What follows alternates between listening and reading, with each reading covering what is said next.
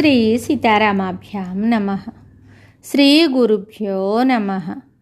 శ్రీమద్ వాల్మీకి రామాయణము అయోధ్యాకాండము 103వ సర్గము.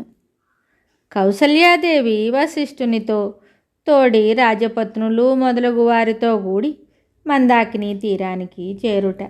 అచట రాముడు చేసిన పితృశ్రాద్ధ క్రియల చిహ్నములను చూసి దుఃఖించుట. అందరును చిత్రకూటమునందలి ఆశ్రమమున సీతారామాదులను కలుసుకొనుట. వశిష్ఠ మహర్షి దశరథ మహారాజు సతులను భార్యలను ముందుంచుకొని త్వరగా శ్రీరాముని దర్శింపవలననడి తహతహతో ఆ పర్ణశాల ప్రదేశానికి వచ్చేశారు. కౌసల్యాది రాజపత్నులు తిన్నగా సాగిపోతూ మందాకిని నదిని, అక్కడ సీతారామ లక్ష్మణులు స్నానాది కృత్యములను ఆచరించిన రేవును చూశారు. అప్పుడు కౌసల్యాదేవి ముఖము వాడిపోయి కన్నీటితో తడిసి ఉంది. అంతటా ఆమె సుమిత్రతోనూ దీనవదనులై ఉన్న ఇతర రాజపత్నులతోనూ ఇలా అంది: మన రామలక్ష్మణులు ఎన్నడును ఎవరికిని ఎట్టి హానిని తలపెట్టనివారు. అట్టివారు రాజ్యము నుండి వెడలగొట్టబడ్డారు. వారు ఈ దుర్గమారణ్యములలో అనాథల వలె కాలం గడుపుతున్నారు. వారు ఆశ్రయించడి రేవు ఇదియే. ఓ సుమిత్ర, అలు పెరగని నీ కుమారుడు లక్ష్మణుడు నిరంతరము ఈ రేవు దగ్గరికి వచ్చి నా సుతుడైన శ్రీరాముని కోసం స్వయంగా నీటిని తీసుకొని పోతూ ఉంటాడు. నీ కుమారుడు స్వల్పములైన సేవా కార్యములను, నిమ్న శ్రేణికి చెందిన సేవకులు చేసే పనులను చేస్తూ ఉన్నను అతని గొప్పతనమునకు ఏ లోటు రాదు. ఎలా అనిన పితృతుల్యుడును సద్గుణరాశియు అయిన అన్నకు ప్రయోజనములను గూర్చు చిన్న పనులైనను అవి గౌరవప్రదములే కదా. నిష్ప్రయోజనమైన పనులు అవి గొప్పవైనను గర్హిణీయములే సుమా. నేడు నీ కుమారుడు ఎన్నో కష్టములు కోర్చుకుంటూ ఇట్టి పనులను చేస్తున్నాడు. సుకుమారంగా పెరిగిన అతడు ఇలాంటి పనులను చేయవలసి వచ్చుట పూర్తిగా అనుచితము. అయితే ఒకవేళ భరతుని ప్రార్థనను మన్నించి శ్రీరాముడు అయోధ్యకు వచ్చి కోసల రాజ్యపాలనమును స్వీకరించినచో నీ కుమారునకు ఈ సేవాకార్య నిర్వహణము నుంచి విముక్తి కలుగుతుంది. విశాలలోచన అయిన కౌసల్యాదేవి క్రమంగా ముందుకు సాగుతూ భూమిపై దక్షిణాగ్రములుగా గల దర్భలపై శ్రీరాముడు పితృకార్యములకై ఉంచిన గారపిండి పిండములను చూసింది. ఆ కౌసల్యాదేవి దుఃఖితుడైన శ్రీరాముడు పితృదేవతలకై, తండ్రికై భూమిపై ఉంచిన ఆ పిండములను చూసి దశరథుని యొక్క పత్నులందరినీ ఉద్దేశించి ఇలా అంటోంది: సోదరీమణులారా, ఇక్ష్వాకు వంశప్రభు అయిన మహాత్ముడగు దశరథుని ఉద్దేశించి పితృకర్మల నిమిత్తమై శ్రీరాముడు విద్యుక్తముగా సమర్పించిన పిండములివి. వీటిని దర్శించండి. దైవతుల్యుడైన ఆ మహారాజు అద్భుత భోగములను అనుభవించిన మహానుభావుడు. అట్టి ప్రభువునకు ఇది తగిన భోజనమని నేను అనుకొనను. సముద్రములే ఎల్లలుగా గల ఈ సమస్త భూమండలమునందలి సకల భోగములను అనుభవించి ఆ ప్రభువు దేవేంద్రునితో సమానుడుగా వెలుగొందెను.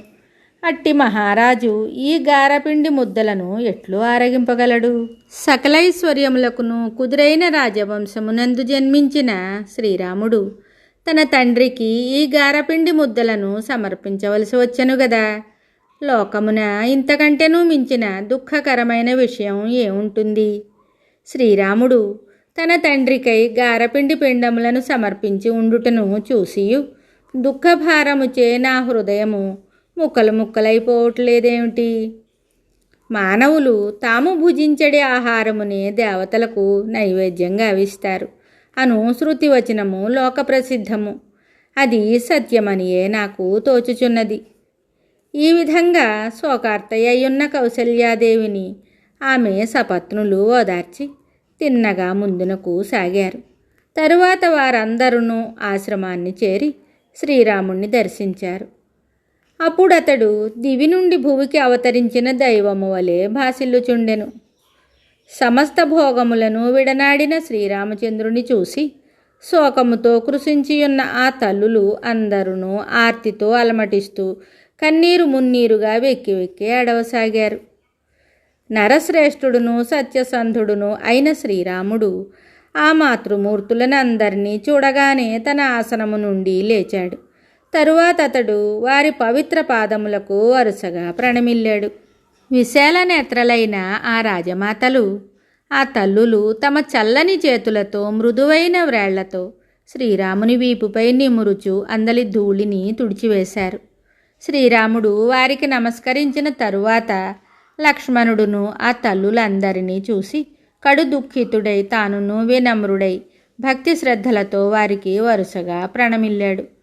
శుభలక్షణ సంపన్నుడును దశరథాత్మజుడును అయిన లక్ష్మణుని విషయమున కూడా ఆ తల్లులందరూ శ్రీరాముని అందువలే ప్రేమాదరములతో తమ ఆప్యాయతను ప్రకటించారు.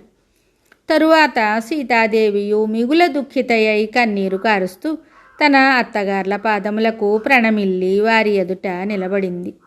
వనవాసముచే కృషించి ఉన్నదియు దీనవదనయు అయిన ఆ సీతాదేవిని చూసి కౌసల్యాదేవి దుఃఖార్తయ్యై తల్లి తన కన్నబిడ్డను వలె హృదయమునకు హత్తుకుని ఆమెతోటి ఇలా అంటోంది: అమ్మా సీత, నీవు జనక మహారాజు కుమార్తెవు, దశరథ ప్రభువుకు కోడలివి, శ్రీరాముని ధర్మపత్నివి.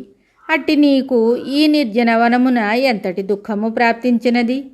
ఓ వైదేహి, నీ ముఖము ఎండ తీవ్రతకు వాడిపోయిన కమలము వలెను, నలిగిపోయిన కలువ వలెను, దుమ్ము కొట్టుకొనిన బంగారము వలెను, మేఘములచే కప్పబడిన చంద్రుని వలెను కాంతి తరిగి ఉన్నది.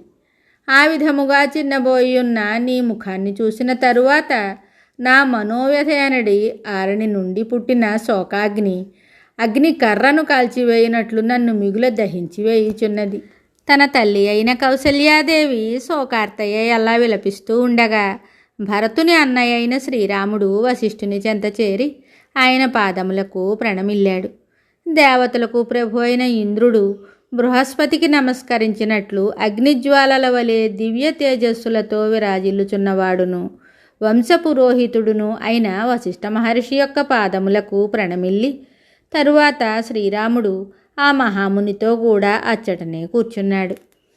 వశిష్ఠుడును శ్రీరాముడును ఆసీనులైన తరువాత ధర్మాత్ముడైన భరతుడు తన వెంట వచ్చిన మంత్రులు, పురప్రముఖులు, సైనికులు, ధర్మమును బాగుగా ఎరిగిన ఇతర జనులు మొదలగు వారితో కూడి తన అన్నయ్యగు శ్రీరాముని చెంత కూర్చున్నాడు.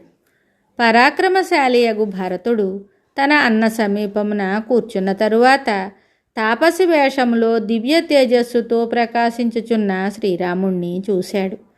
తరువాత బ్రహ్మదేవుని సమక్షమున ఇంద్రుని వలె అతడు అగ్రజుని ఎదుట వినయముతో చేతులు జోడించి ప్రణమిల్లాడు.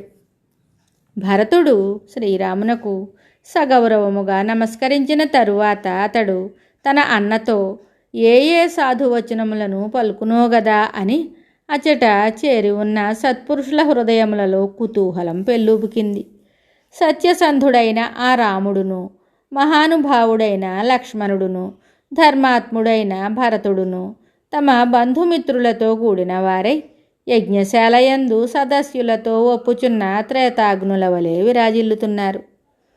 వాల్మీకి మహర్షి విరచితమయ్య ఆది కావ్యమైన శ్రీమద్ రామాయణమునందలి అయోధ్యాకాండమునందు 103వ సర్గము సంపూర్ణం. శుభం.